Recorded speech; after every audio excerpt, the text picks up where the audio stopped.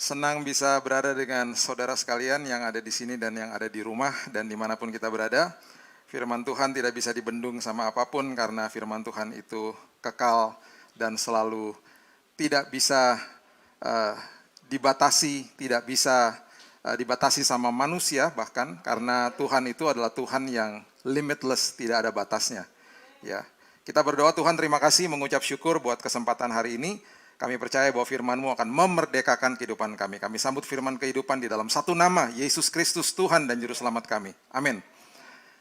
Oke, padang gurun. Tema yang sebenarnya tidak enak. Dan tadi Pastor Daniel bertanya, apakah kita suka ada di padang gurunnya? Pastinya tidak. Pastinya kalau bisa memilih, nggak mau gitu ya. Tidak mau ada di situ. Mungkin kita sudah pernah melewati padang gurun, mungkin sedang melewati padang gurun. Tetapi kalau belum dan belum sedang, siap-siap akan dibawa ke padang gurun. Karena semua daripada kita akan dibawa ke padang gurun bersama-sama dengan Tuhan. Dan itu yang selalu dia janjikan dan itu yang sangat nikmat sebenarnya. Karena dia akan bawa kita sampai ke seberang dan selama perjalanan dia akan beserta dengan kita. Nah seringkali makanya kenapa kata kuatkan dan teguhkan itu kepada Yosua disebutkan sampai 4 kali di kitab Yosua pertama. Bahkan sebelumnya disebutkan juga diberikan kepada Yosua, kalau dihitung-hitung semuanya ada 7 kali. Kuatkan dan teguhkan, padahal sudah ada janji Tuhan. Dan janji Tuhan kepada Yosua sebenarnya kalau Bapak Ibu membaca dengan teliti, itu sangat detail, custom made bahkan, sangat custom. Sampai teritorinya dan lain sebagainya. Tapi tetap aja ada kata-kata kuatkan dan teguhkan. Kenapa? Karena walaupun sudah dijanjikan, sudah ada tanah perjanjian kita masing-masing, tetap saja Tuhan akan membiarkan kita melewati padang gurun. Melewati hari-hari yang memang sulit. Untuk apa? Sekolah kehidupan. Sekolah kehidupan adalah ujung-ujungnya Tuhan mau kita makin dewasa di dalam Dia. Dan yang sangat dahsyatnya adalah ketika kita ada di dalam sekolah kehidupan itu, dia ada bersama dengan kita. Masalahnya seringkali saya masih teringat dengan momen bersama dengan orang tua saya ketika waktu zaman saya dulu di Jakarta ini mall yang digandrungi banyak orang namanya Pasar Baru ya, karena belum ada gedung mall di sini. Yang ada tempat perbelanjaan yang cukup ngetop gitu di Jakarta tuh Pasar Baru. Rame sekali, sangat rame dengan orang dan pengunjung pada saat itu. Dan saya nggak pernah lupa ketika saya masih kecil, ya saya berpegangan kepada kedua orang tua saya di kanan kiri saya. Dan yang saya bisa lihat di depan saya hanya kaki-kaki orang. Dan apakah saya tahu bahwa saya akan selamat dan nanti malam saya akan pulang sampai ke rumah? Pasti. Karena mereka menyertai saya. Tetapi ketika saya berjalan bersama dengan mereka, saya kan nggak lihat ke kanan ke kiri. Saya kan harus fokus ke depan jalannya. Saya nggak lihat mereka, seringkali saya tidak melihat mereka, tapi saya rasa ada tangan mereka di dalam kehidupan saya, yang memimpin saya. Tapi yang saya lihat adalah keramaian. Yang saya lihat adalah kaki-kaki orang yang, karena saya masih pendek sekali, dan yang saya lihat adalah betul-betul sesuatu yang sebenarnya tidak nyaman. Nah, makanya ada kata kuatkan dan teguhkan. Supaya apa? Kita tahu bahwa kita akan dibawa sampai ke seberang oleh Tuhan.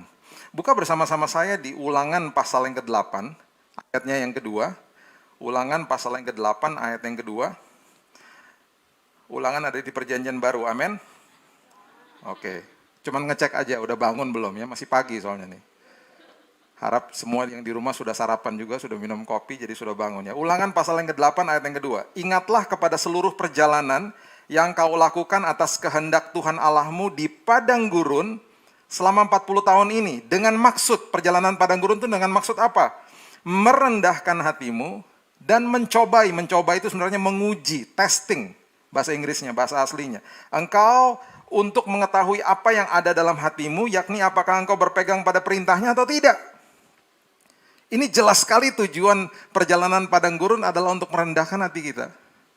Dan kemudian perjalanan padang gurun adalah untuk testing, untuk menguji kehidupan ini supaya kita mengerti apa yang ada di dalam hati kita masing-masing. Jadi ini yang saya mau sampaikan.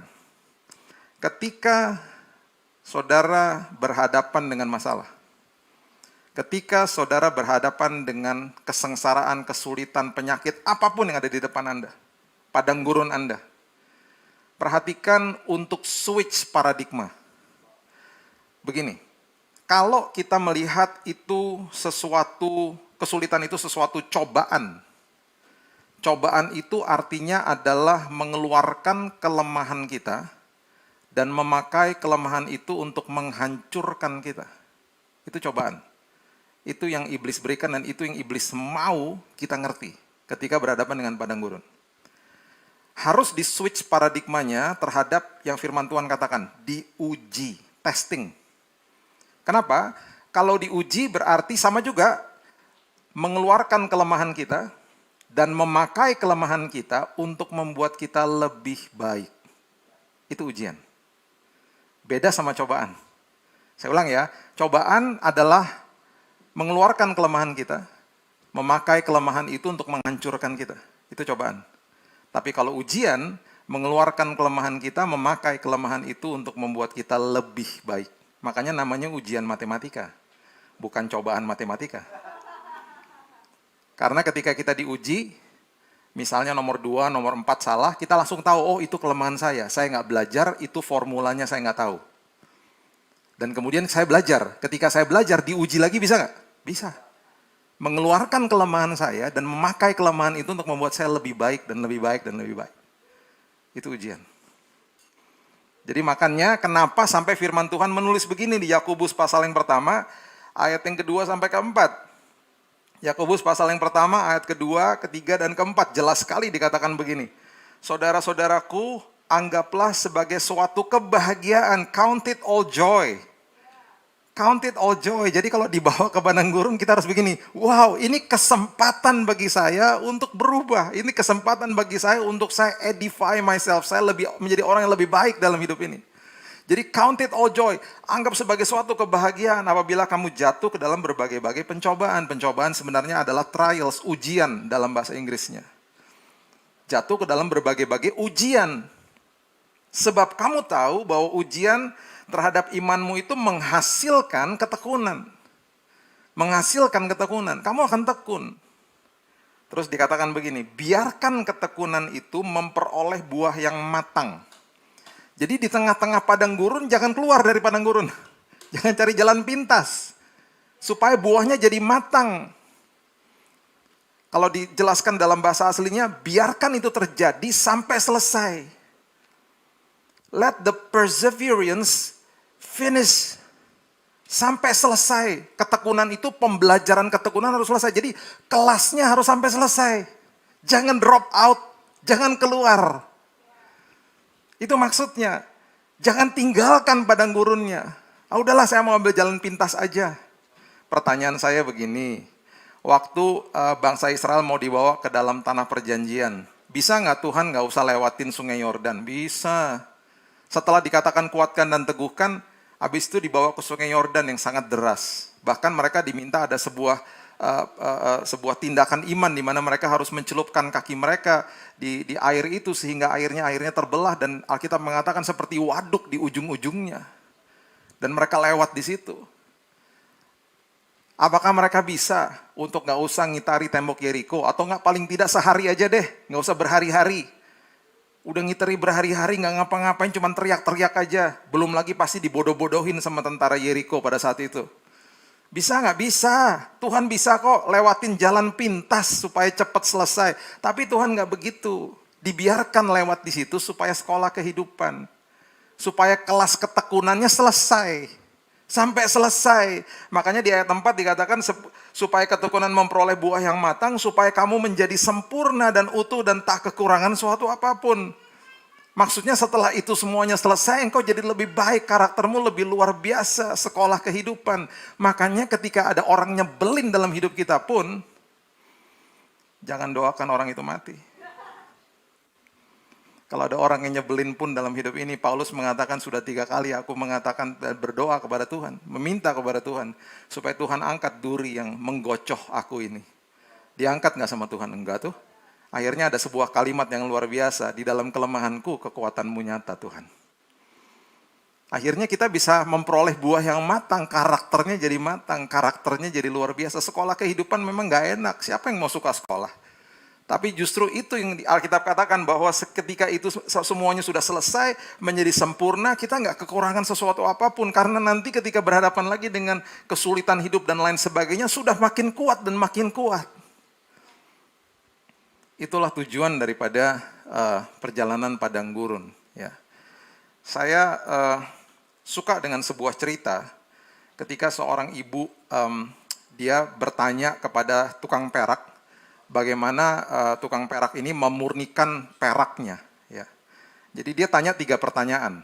Dia tanya sama tukang perak, ketika perak itu sedang dimurnikan ditaruh di mana? Tukang peraknya bilang, saya taruh di api.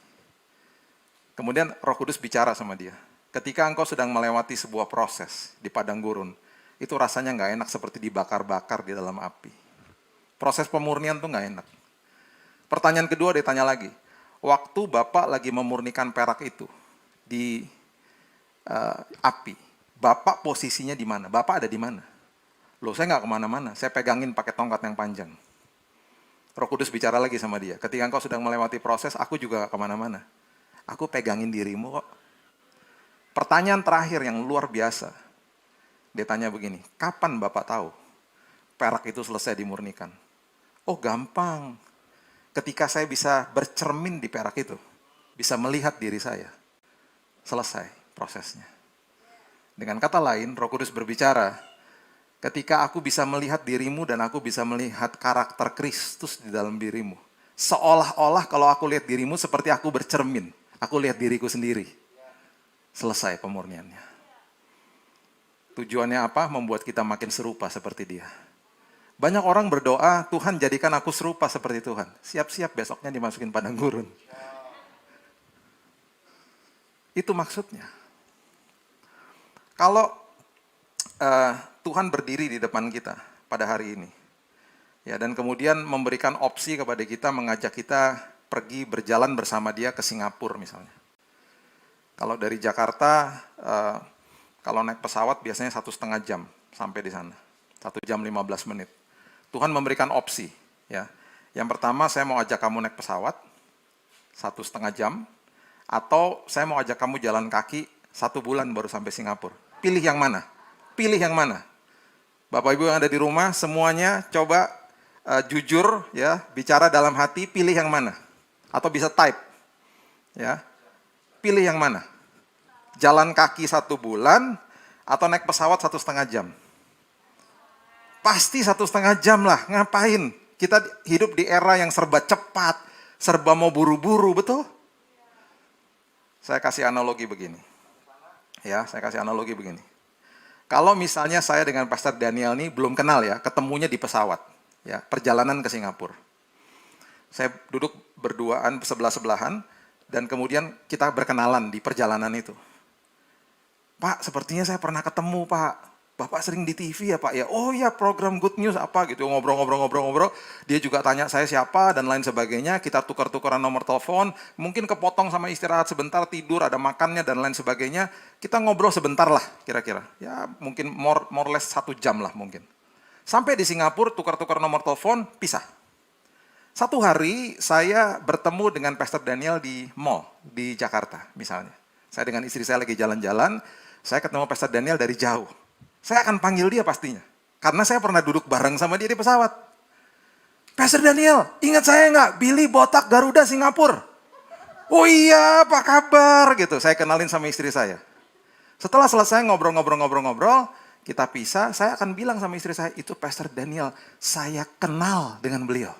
Statusnya apa? Kenal dengan beliau. Sekarang coba bayangkan skenario yang kedua, saya jalan kaki dengan beliau ke Singapura. Ya, budget kita terbatas, jadi kita bawa ransel, isinya Indomie, kornet, dan semua bekal-bekal kita, ya.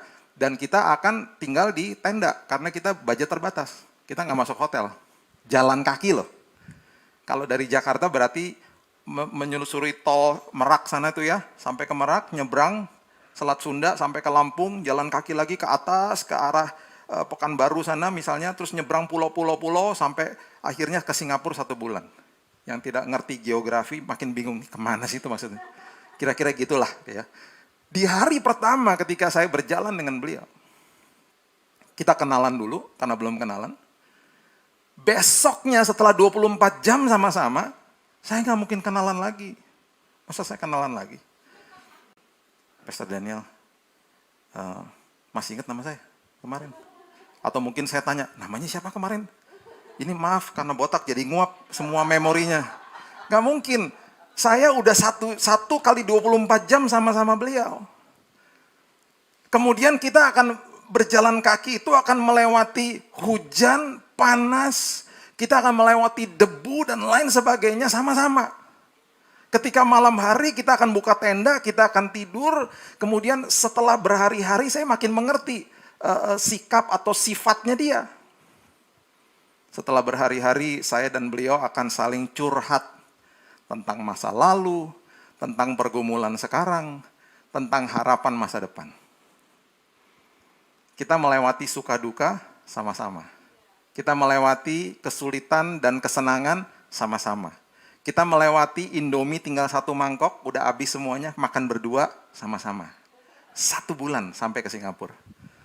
Setelah selesai perjalanan itu, dan saya kembali di hadapan Bapak Ibu sekalian, saya tidak akan memperkenalkan beliau sebagai kenalan saya. Saya akan beritahu bahwa, saudara, saya punya sahabat baru, Pastor Daniel Hendrata. Karena saya berjalan bersama dengan dia, melewati suka dan duka bersama-sama dengan dia. Tuhan gak akan ajak kita naik Garuda. Mohon maaf, bagi semua yang tadi sudah typing naik pesawat, gak akan diajak naik pesawat. Kita semua akan diajak jalan kaki sama dia. Karena apa? Tujuannya cuma satu. Dia mau supaya kita mengenal dia dengan lebih baik lagi. Ketika kita berjalan bersama dengan dia, kita akan berteriak, Tuhan, lembah kekelaman Tuhan. Tenang, aku kan jalan sama kamu. Tuhan, terowongan gelap Tuhan, ujungnya aja gak kelihatan Tuhan. Tenang, aku kan jalan sama kamu. Setelah kita melewati semua itu, sampai di ujung, Tuhan biasanya selalu bilang begini, coba kamu lihat ke belakang. Waktu kita lihat ke belakang, kita akan terkesima sendiri. Kok bisa sih Tuhan, aku lewati semuanya itu?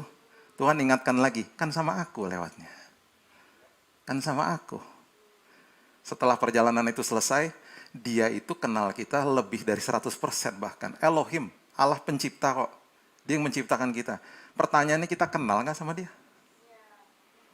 Makanya ada perjalanan padang gurun. Supaya kita mengenal dia dengan lebih baik lagi. Tahun 2019, Bapak Ibu pasti sudah dengar kesaksian saya. Saya ada di rumah sakit karena didiagnosa kena kanker dan saya kanker darah dan saya divonis 3 bulan. Saya waktu pegangin selang kemo di rumah sakit, saya menangis. Saya katakan, Tuhan, sudah belasan tahun saya melayani Tuhan. Baru hari ini saya bisa mengecap dan merasa begitu dekat dengan Tuhan dibanding dengan hari-hari sebelumnya. Dan ada suara di dalam hati saya biarkan ini terjadi. Supaya kamu lebih mengenal aku dengan lebih baik lagi. Supaya kamu mengenal aku dengan lebih baik lagi. Ketika kita melewati padang gurun, sudah pasti ada hal-hal yang tidak enak yang kita lewati. Sudah pasti begitu. Ya. Dan sudah pasti ada suara-suara yang menuduh, membuat kita merasa tidak layak, dan lain sebagainya. Firman Tuhan mengatakan begini. Firman Tuhan mengatakan di Amsal pasal yang keempat, ayat yang ke-20 sampai 23 mengatakan begini. Ketika kita dituduh, ketika kita ditakut-takuti sama iblis, dan sudah pasti kita takut, sudah pasti kita mengalami ketakutan, kegelisahan, kekhawatiran, dan lain sebagainya. Firman Tuhan katakan begini, hai anakku, kamu udah dengar semua yang iblis katakan dan menuduh dan semua ketakutan, sekarang dengarin ini. Perhatikan perkataanku, arahkan telingamu kepada ucapanku, Tuhan katakan. Janganlah semuanya itu menjauh dari matamu, simpan di dalam lubuk hatimu perkataanku, kebenaran firmanku. Karena itulah yang menjadi kehidupan bagi mereka yang mendapatkannya dan kesembuhan bagi seluruh tubuh mereka. Jagalah hatimu dengan segala kewaspadaan karena dari situlah terpancar kehidupan. Dokter katakan, saya harus masukin cairan kemo yang sangat berat dan nggak bisa lewat infus di tangan, saya dibolongin dada saya. Dan cairan itu satu tetes saja jatuh ke tangan suster itu, tangannya kebakar. Dan bayangkan yang dimasukin ke dalam tubuh saya itu 500 mili per hari dikali 7 hari, berarti 3,5 liter. Jadi dokter sudah bilang dari awal, Pak, organ-organ Bapak akan hancur. Hancur, Pak. Tapi kami nggak punya pilihan, karena ini kansernya sudah kemana-mana. Dan ketika dia katakan begitu, dia katakan, Pak, setelah pengobatan ada kemungkinan besar 60-70% pengobatannya gagal. Bapak akan masuk ICU, Bapak di life support, Bapak koma, Bapak meninggal. Saya harus beritahu ini supaya Bapak tahu bahwa Bapak harus dan Ibu harus tanda tangan. Supaya kalau Bapak meninggal, Ibu tidak akan tuntut rumah sakit. Perkataan itu adalah perkataan yang merupakan kenyataan hidup. Kenyataan di padang gurun itu ada. Kesulitan yang kita hadapi yaitu kenyataan. Tapi kemudian Tuhan katakan begini, kamu kan udah dengar tuh kenyataan. Sekarang arahkan telingamu kepada ucapanku. Karena ucapanku itu bukan kenyataan, ucapanku itu adalah kebenaran. Dan kenyataan itu harus tunduk sama kebenaran. Jadi ketika saya mendengar kenyataan, saya kemudian setiap hari mulai berdoa, Tuhan, kenyataan itu harus tunduk sama kebenaran firman. Aku terus akan mengarahkan telingaku kepada ucapanmu, simpan di dalam lubuk hatiku. Karena itu sumber daripada kehidupan, sumber daripada kesembuhan. Bahkan ketika Yesus dicobai di padang gurun, Yesus pun dibawa ke padang gurun. 3 kali dicobai, 3-tiganya dia utarakan balasannya, dengan kata ada tertulis, ada pula tertulis, sebab ada tertulis. Bahasa Inggrisnya it is written. Semua yang dilontarkan, semua kebohongan yang dilontarkan sama iblis dibalas sama Yesus dengan ada tertulis, ada tertulis, ada tertulis. Jadi apapun ketakutan di dalam padang gurun kita, di dalam sekolah kehidupan ini, kutip firman Tuhan. Katakan ada tertulis. Katakan ada tertulis. Kemudian kutip janji-janji Tuhan. Ada 7.000 lebih janji Tuhan. Dan kita wajib tahu dan wajib mengerti, bahkan beberapa mungkin harus kita hafalkan. Jangan sampai kita katakan ada tertulis terus bingung, apa ya? Apa ya? Firman apa ya? Ada tertulis, kemudian ucapkan firman, ucapkan janji Tuhan. Renungkan dan perkatakan firman siang dan malam. Karena apa? Kenyataan harus tunduk sama kebenaran. Kenyataan harus tunduk sama kebenaran. Kemudian prinsip yang berikutnya adalah, kalau kita dibawa ke padang gurun, kita harus bangga. Kenapa? Karena tokoh-tokoh besar di dalam Alkitab dibawa ke padang gurun. Bahkan Yesus pun dibawa ke padang gurun. Yohanes Pembaptis, di dalam hidupnya, dia meluangkan waktu bertahun-tahun di padang gurun, dan ministrinya dia itu hanya sekitar 6 bulan. Dan impactful-nya luar biasa, dahsyatnya luar biasa. Perhatikan kebenaran ini. Kita baca sama-sama, coba di Lukas, pasalnya yang ke-3, ayat yang kedua. Perhatikan ini. Lukas pasal yang ke-3, ayat yang kedua. Yang kedua. Ini sebenarnya sebuah ayat sindiran. Ya, dikatakan begini. Pada waktu Hanas dan Kayafas menjadi imam besar ya, datanglah firman Tuhan bukan kepada mereka, bukan kepada imam besar yang ada di Bait Allah. Datanglah firman Tuhan kepada siapa? Yohanes, anak Sakaria, di mana? Di padang gurun. Justru kalau kita ada di padang gurun, suara Tuhan makin jelas. Dan ironisnya suara Tuhan makin jelas di padang gurun daripada di dalam gedung gereja. Karena kebanyakan di dalam gedung gereja semuanya nyaman. Bahkan ada yang tidur, ada yang main HP, ada yang ngobrol. Saya kalau di atas mimbar biasanya bisa melihat yang dengerin atau yang tidak tuh bisa kelihatan gitu ya. Satu hari ada seorang ibu yang tertidur gitu ya, di samping suaminya. Dan pertama tidurnya begini, seperti kelihatan berdoa, lama-lama udah gak tahan, kepalanya begini, lama-lama mulutnya kebuka. Akhirnya itu namanya tidur maksimal ya. Sementara suaminya dengerin gitu. Tapi lama-lama mungkin dia berasa nih, kenapa istri saya gak ada suaranya, gak bergerak-bergerak gitu ya. Jadi saya bisa lihat dari atas mimbar nih, saya bisa lihat dia di arah sebelah situ gitu ya. Tiba-tiba suaminya nengok ke istrinya. Dia sampai kaget sendiri. Sampai kaget sendiri, dia sikut istrinya, cuat. Istrinya langsung bangun, langsung kangguk-kangguk. Seolah-olah dia lagi dengar. Itulah yang saya lihat di atas mimbar. Biasanya yang terjadi di dalam jemaat. Itu makanya saya katakan, susah untuk Tuhan berbicara di dalam gedung gereja. Makanya kadang-kadang dibawa ke padang gurun, biar bisa dengar suara Tuhan. Makanya ini seperti ayat sindiran. Suara Tuhan gak diberikan kepada imam besar di bait Allah, tapi kepada Yohanes di padang gurun. Ingat siapa papanya Yohanes? Namanya siapa ingat? Sakaria. Ingat sebelum Yohanes dilahirkan, ada janji Tuhan ke Sakaria bahwa dia akan mempunyai anak. Dia gak percaya toh, karena istrinya Elizabeth mandul. Dia gak percaya ya. Waktu dia nggak percaya, apa yang terjadi? Bisu. Jadi saya ketika membaca ayat ini, saya berpikir dalam roh saya dan dalam jiwa saya berpikir bahwa Tuhan memang bawa Yohanes ke padang gurun supaya value atau nilai dari bapaknya yang kurang percaya itu nggak merasuki dia. Bapaknya nggak percaya. Bapaknya sampai akhirnya bisu, dibisukan sama malaikat Tuhan. Sampai harus anaknya dibawa ke padang gurun menerima sebuah wejangan, sebuah pesan daripada Tuhan yang begitu penting. Jadi itulah padang gurun. Padang gurun itu nikmat sebenarnya. Kalau kita melihat dari sisi bahwa itu ujian. Dan ingat, ujian selalu ada akhirnya. Nggak selalu selama-lamanya di situ. Makanya di firman Tuhan dikatakan ketika melewati lembah kekelaman, itu dikatakan you are walking through the valley of the dark, the valley of the shadow of death, bahasa Inggrisnya. You walking through.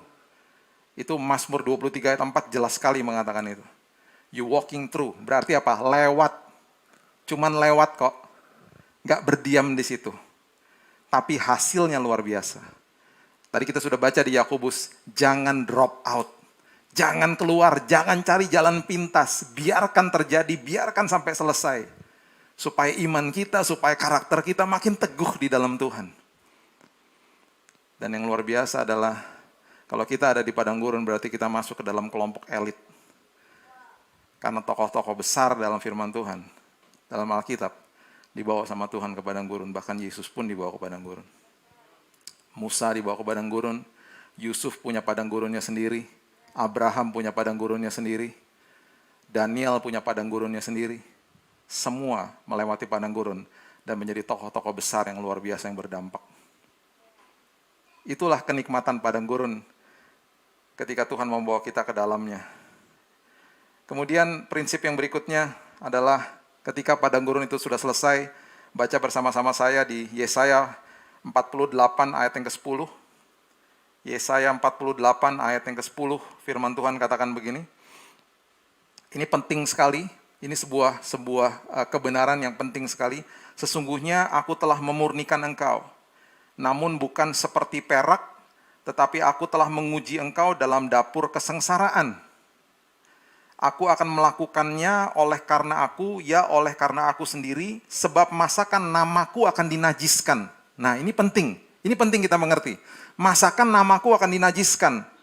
Aku tidak akan membiarkan kemuliaanku kepada yang lain. Dengan kata lain begini, kalau masuk ke dalam padang gurun, Tuhan itu mau showcase His glory lewat kita. Tuhan mau mempertontonkan kemuliaannya tuh lewat hidup kita. Dan berarti ayat ini memperkatakan bahwa berarti kamu yang dipercaya sama Tuhan lewat padang gurun. Supaya di ujung daripada perjalanan itu kemuliaan gak dikasih sama orang lain, dikasih sama kamu. Supaya kamu yang mempertontonkan kemuliaan Tuhan.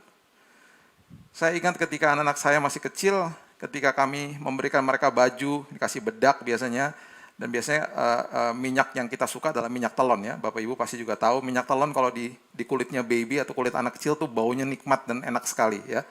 Dan waktu mereka didandanin, mereka rapih, diajak pergi ke mall atau ke gereja atau ke tempat public place atau kemanapun lah. Orang-orang biasanya kan menghampiri anak-anak kita toh, ya ketika mereka dandannya baik, kemudian wangi gitu ya. Apalagi kalau kita punya anak lucu gitu, bulet-bulet misalnya ya pipinya. Disamperin sama orang biasanya. Ya anak saya yang kedua tuh bulet kayak boboho dulu ya. Disamperin orang dikatakan, lucu sekali, aduh wangi banget, aduh ganteng banget. Anak saya nggak ngerti apa-apa. Yang dandanin dia tuh saya sama istri saya. Dan orang yang memuji dia juga tahu yang dandanin orang tuanya, bukan dia. Jadi sebenarnya pujian itu diberikan tanpa disadari kepada orang tuanya. Orang tuanya yang mendapatkan kemuliaan, orang tua yang mendapatkan pujian. Itu maksudnya ketika melewati padang gurun, Tuhan mau mempertontonkan kemuliaannya lewat hidup kita. Makanya ayat ini dengan sangat jelas dikatakan, nggak dikasih kepada orang lain, dipercaya kepada kita. Makanya saya suka dengan cerita Sadrak, Mesak, dan Abednego. Sebelum masuk ke dalam tungku api, mereka memperkatakan sesuatu yang luar biasa. Ya, kita baca coba. Daniel pasal yang ketiga, ayat yang ke-17 dan 18. Firman Tuhan katakan begini. Ya, mereka disuruh, kita sudah tahu ceritanya ya. Mereka disuruh menyembah berhala yang didirikan sama Raja Nebukadnezar. Kalau tidak menyembah, dibuang ke tungku api, dihukum mati, dibakar hidup-hidup loh. Dibakar hidup-hidup. Orang sekarang kalau hukuman mati itu, capital punishment itu manusiawi sebenarnya. Dihukum tembak itu nggak sepersekian detik udah nggak rasa.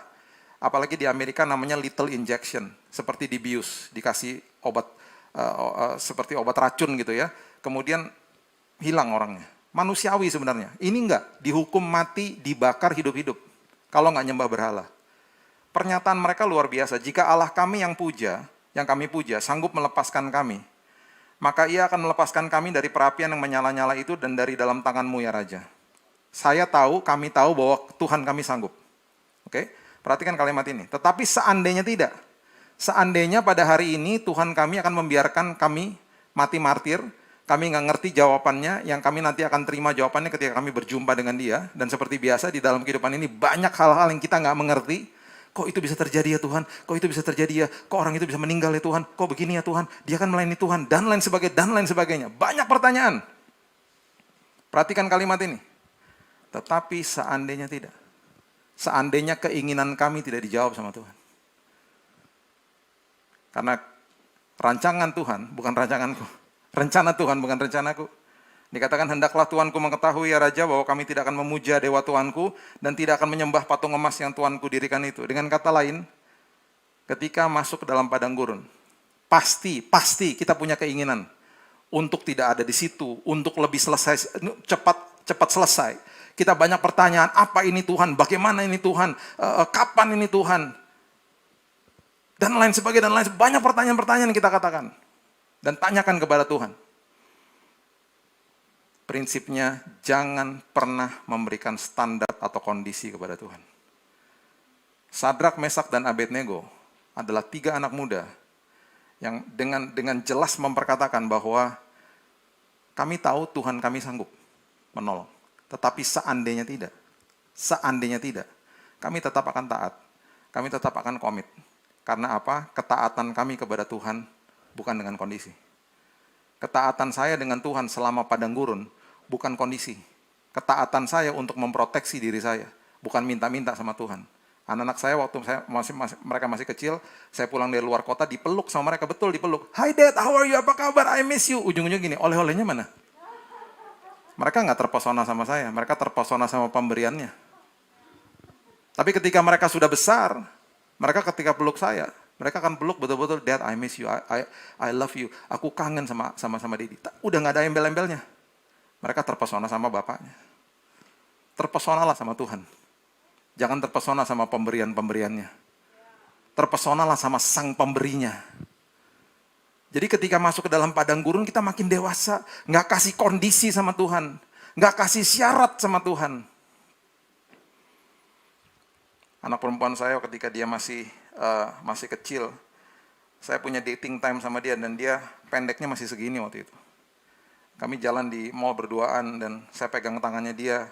Saya sampai belajar Hello Kitty, saya belajar Princess Disney, saya belajar Powerpuff Girl, saya belajar tentang Barbie nama-namanya supaya ngobrolnya bisa nyambung. Itu cara saya mentor dia waktu dia masih kecil dan sampai akhirnya kami jadi begitu dekat dan saya nggak pernah lupa ketika kami dating time berduaan, dia pendeknya masih segini, saya ada di belakang lift yang begitu rame dengan orang, dan seringkali dia tarik celana saya, dia katakan, Dad lift me up, gendong dong. Dan berkali-kali saya katakan, udahlah, di situ aja sayang, ribet gendongnya, ini rame banget, kita bayangin di belakang lift, udah mepet ke belakang, orang begitu banyak, dia minta digendong. Sampai satu hari saya nggak pernah lupa, seperti saya dapat pencerahan dari Tuhan, bahwa di bawah situ tuh nggak enaknya luar biasa. Saudara bisa bayangkan, saudara ada di belakang lift, ya mungkin sekarang nggak bisa masa pandemi, ya. Jadi kalau saudara di belakang lift, di paling belakang udah mepet nih ya, mepet, kemudian pendeknya saudara tuh cuma segini, ya. Di depan saudara tuh kan orang semua kan. Nah pemandangan di depan saudara tuh betul-betul gak nyaman. Yang sudah tertawa, di rumah yang tertawa pasti sudah mendapatkan pewahyuan. Yang masih bingung tanya sama sebelahnya, maksudnya apa ya? Kalau sampai ada kejadian-kejadian tidak diinginkan, kena duluan anak saya. Puji Tuhan yang tertawa sudah mengerti pewahyuannya, yang belum tanya lagi, maksudnya apa ya? Kalau masih gak ngerti juga, nanti setelah pandemi selesai udah bisa desek-desekan lagi di lift, cobain aja. Berdiri di belakang lift paling belakang, ya. Terus kemudian begini jongkok. Baru ngerti maksud khotbah saya, ya. Ketika saya melihat anak saya, ya, betul-betul dalam posisi yang tidak nyaman, saya nggak pernah lupa saya gendong dia. Saya paksain diri saya gendong, saya bilang, "Mas, permisi ya Mas." Saya rada dorong sedikit orang depan saya gendong dia. Saya nggak pernah lupa ketika saya gendong dia, mukanya dia begini. Lega. Pertanyaan yang paling penting. Waktu saya gendong dia dan muka dia lega, liftnya masih rame nggak? Masih. Bahkan kadang-kadang lebih rame lagi. Kenapa dia lega? Kenapa dia menarik nafas lega? Karena dia pandangannya tinggi. Karena di gendongan saya. Bukan di bawah situ lagi. Kalau lagi lewatin padang gurun, minta digendong sama Tuhan kalau lagi lelah.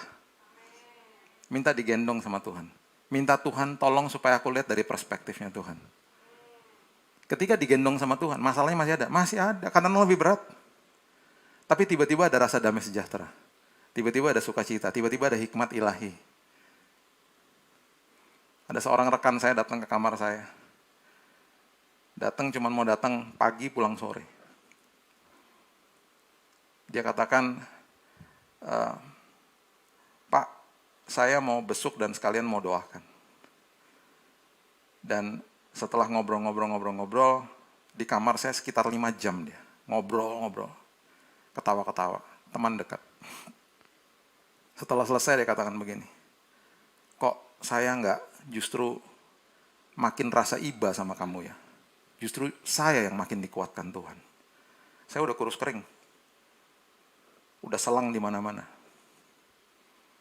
Dia katakan boleh nggak saya foto dan saya masukin story kamu di gereja kami. Karena bulan ini kami lagi membahas tentang iman.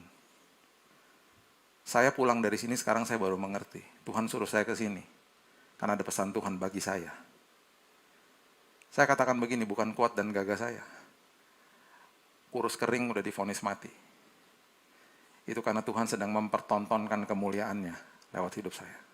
Dan juga lewat hidup saudara. Saya terus memperkatakan hal itu.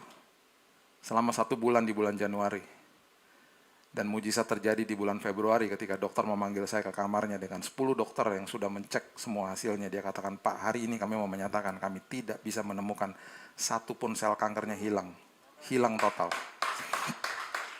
Kami tidak bisa melihat, kami tidak bisa deteksi dimanapun, nggak ada Pak. Sampai-sampai saya yang bertanya, masa nggak ada sisanya dok? 5%, 10%, nggak ada. Saya nggak pernah lupa kata-kata dia, you are clean, kamu bersih. Tuhan mempertontonkan kemuliaannya lewat hidup kita. Dan saya setelah melewati itu semuanya, saya ketika membaca firman, saya mengatakan, Tuhan terima kasih. Engkau masukkan saya ke dalam daftar elitnya Tuhan.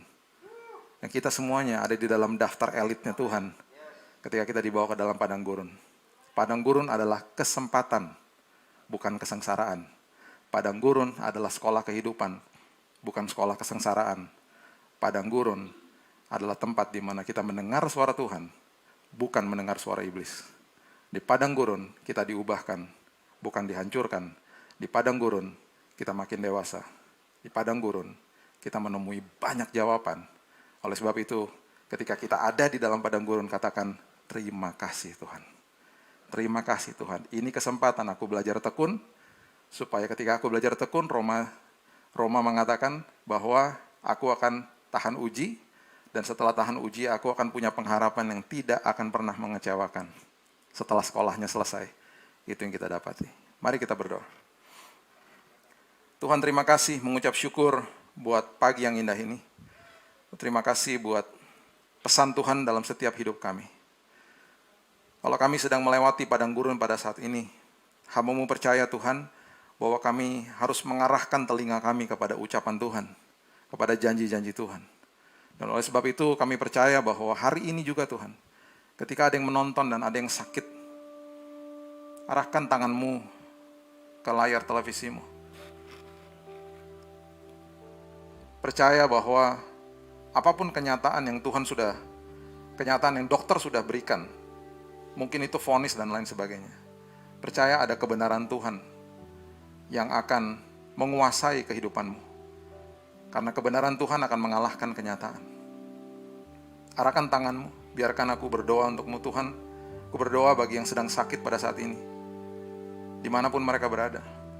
Atau mungkin saudaranya mereka sedang sakit dan tidak sadar pada saat ini. Dan ada yang sedang mendoakan, mungkin ayahnya, istrinya, suaminya. Pada saat ini juga Tuhan, aku berdoa. Ini adalah sekolah kehidupan padang gurun yang memang harus dilewati. Dan kemuliaan Tuhan akan dinyatakan. Dan aku berdoa pada saat ini juga Tuhan, kesembuhan ilahi, kesembuhan Tuhan menyertai dan terjadi pada saat ini juga dalam nama Yesus. Dalam nama Yesus. Terima kesembuhan ini. Bapa yang menyembuhkan saya adalah Bapaknya kita semua orang percaya. Kita mempunyai satu Bapa. Dan Bapa di surga adalah Bapa yang senantiasa sudah memberikan kesembuhan, sudah menyediakan kesembuhan dan mau kita sehat. Ulurkan tanganmu dan percaya dan terimalah ini. Setiap kali orang-orang sakit datang kepada Yesus, dia selalu bertanya kembali, apakah yang engkau mau aku lakukan? Dan ketika mereka katakan, aku mau melihat, aku mau berjalan Tuhan, Yesus selalu katakan, terjadilah sesuai dengan imanmu. Berimanlah, percaya, dengarkan, arahkan telingamu kepada ucapannya, kepada janjinya, simpan di dalam lubuk hatimu. Karena itu adalah sumber daripada kesembuhan dalam hidupmu. Dalam nama Yesus. Dalam nama Yesus. Kesembuhan terjadi Tuhan. Kesembuhan terjadi dalam nama Yesus. Siapapun yang menonton khotbah ini Tuhan, walaupun sudah lewat, kuasa Tuhan tidak bisa dibendung sama apapun. Mereka bisa percaya dan sembuh dalam nama Yesus. Dalam nama Yesus. Dalam nama Yesus. Aku juga berdoa Tuhan bagi semua yang sedang melewati padang gurun, mungkin bingung, ketakutan. Mungkin sejak di PHK, income makin menurun, tidak ada simpanan lagi, dan belum ada panggilan kerjaan yang lain. Aku berdoa Tuhan, kita melekat kepada sumber atas segala sumber. Semua yang punya usaha yang sedang drop semuanya karena pandemi ini, aku percaya apapun yang terhilang, Tuhan sudah siapkan gantinya. Karena kita adalah anak-anaknya. Kita adalah anak-anaknya. Jangan bergantung sama manusia. Jangan pinjam-pinjam uang sama manusia. Berseru kepada Tuhan. Berseru kepada Tuhan. Alkitab dengan jelas mengatakan, jangan khawatir dan berkata apakah yang kamu makan, minum, dan pakai. Karena itu yang akan dikejar sama orang-orang dunia yang tidak mengenal Allah. Berseru kepada Tuhan. Dia selalu on time. Dia selalu on time. Dia memelihara hidupmu. Dan ingat, Tuhan akan menggantikan apa yang dicuri sama iblis. Aku percaya Tuhan, kami semuanya akan dibawa sampai ke seberang dengan selamat. Kami akan dibawa sampai ke ujung 2021 dengan sehat, dengan selamat. Kami dan keluarga kami ya Tuhan. Kami percaya padang gurun ini merupakan padang gurun kesempatan bagi kami, di mana kami bertumbuh menjadi dewasa karakter kami di dalam Kristus. Materaikan firman ini ya Tuhan, dan kami akan jadi pelaku-pelakunya. Hanya di dalam satu nama, Yesus Kristus, Tuhan dan Juru Selamat kami. Kami sudah berdoa dan mengucap syukur. Kita sama-sama katakan, amin dan amin. Haleluya. Berikan tepuk tangan kita untuk Tuhan. God bless you. God bless you. Haleluya.